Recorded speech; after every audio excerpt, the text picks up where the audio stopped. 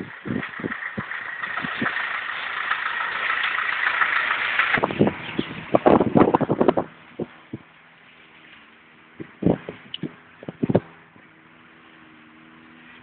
is a memorial in memory of the men and women of the IRA interred in this cemetery who nobly answered their country's call from 1916 to 1921 and bravely fought for a free Ireland.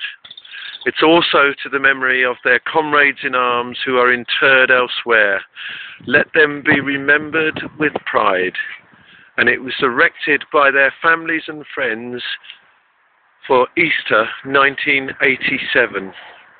It's absolutely beautiful little memorial in the corner of the Kilbride Cemetery, which is just outside the town of Callan.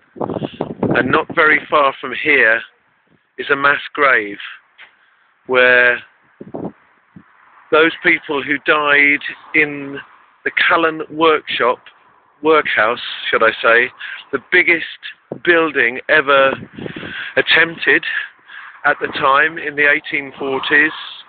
3,515 or maybe 3,315 people died in that workhouse between the years of 1845 and 1851 during what's called the famine.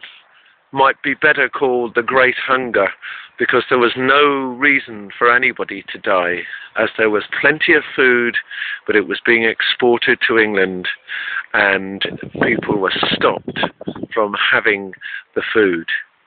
And I'm about to drive now through to Winegap to see my cousin, and I'm going to be driving through a place called Coolia, and that's where the grave is.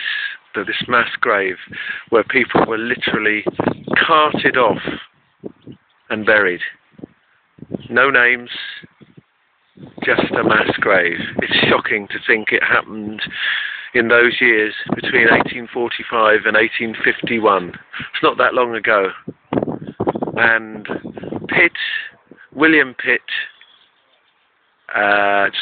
Robert Peel, not Pitt, Robert Peel, who was said to have a face like the fittings on a coffin. That's what Ruskin described him as.